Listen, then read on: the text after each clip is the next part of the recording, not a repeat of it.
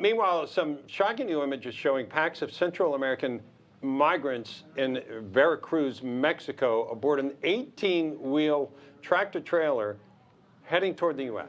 Yeah, look at these images. Once again, the question, what is the Biden administration doing about all of this? Our panel, Stacy Washington and Aaron Perini, back to discuss.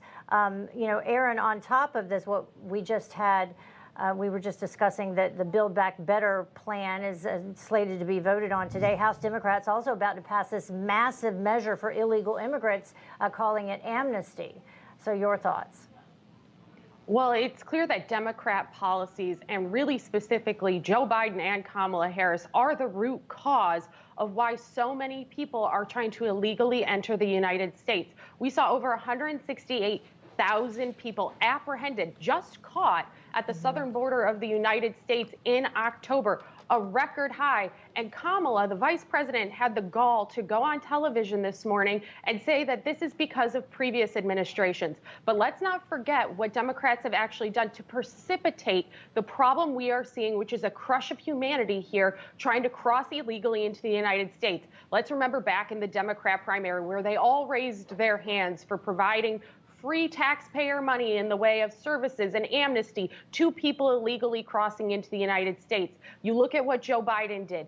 He stopped building the wall at the southern border, which is something that CBP, the agents on the ground themselves, has said is necessary in portions to be able to maintain security. You saw them take away the Remain in Mexico policy again. And who does this hurt? This hurts those southern communities across the United States and people all across the country. Not only the drugs that are coming across, which have been apprehended, and you saw Governor Abbott put out the information that there is enough drugs that have been caught at the southern border to kill the entirety of California and New York. Yeah. This is Democrats driving the issues here. And what do they need to do? Congress needs to step up, step in, and take over, because the executive is clearly not doing it. Okay, and Stacy, look, we know these people are coming to the United States because we're the best country on the planet, and they're trying to come here for opportunities.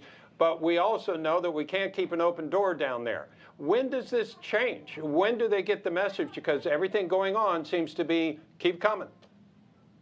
Well, I think the other big draw is that they know the Biden administration actually has a bent towards them coming. It's an open invitation, and every policy move that the Biden administration has made, from the rescinding of MPP and all of the executive orders that were written in that first 30 to 45-day period when he became president, those things were all magnets, they're draws. And when you speak to people who are professionals in that industry, and U.S. Customs and Border Protection, and ICE, these individuals are telling us that building the wall is a deterrent. Actually having a policy where you can't just get released into the country if you bring a child with you, that's a deterrent. But the biggest draw is going to be if they pass the Build Back Better plan, which actually provides amnesty for over 9 million illegal aliens in the United States. That will be the biggest draw they've ever had.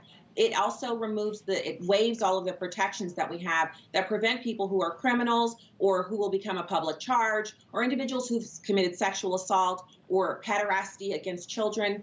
All of those things will be waived. And if you're here illegally, you'll automatically get a green card and a slow path to citizenship, which could then be converted into fast amnesty with another bill by the Democrats. So we need all of our legislators, Democrat and Republican alike. This is a nonpartisan issue. Yeah. Protecting Americans, protecting our sovereignty, our southern border. This is not a partisan issue, and Democrats and Republicans alike should remember 2022 and Virginia a few weeks ago and vote against Build Back Better for the betterment of our country, not for Democrats or Republicans, but for Americans. Yeah, and the numbers, that would be an estimated 7 million people since 2011 that would be directly impacted by this amnesty plan. And what I was saying earlier is that Speaker Pelosi now saying that they have watered it down enough to satisfy the Senate parliamentarian who had originally objected to an earlier provision that the House was trying to get through. Yeah, but she's not addressing whether this will pass the Senate, right? But no, they're saying the Democrats have watered it down to satisfy the Senate parliamentarian. The parliamentarian who had objected to it. Yes,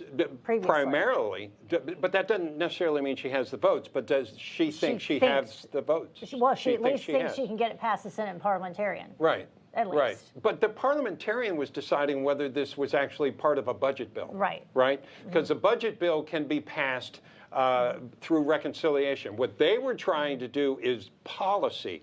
How is this not policy? I don't know, because they're still trying to include it in there, and the price tag as well. Yeah, and the price tag, and we're waiting again to see what the CBO says, and we know Wharton School said $4 trillion, and I think, who was it telling us that Art Laffer had said that it's more like $6 trillion. Obviously, this could be an interesting, it would be some of the most expensive spending by the government we have ever seen. So we'll keep tabs on what's going on in Washington. Stacy, Washington, speaking of right there, and Aaron Perrine, thank you so much for joining us.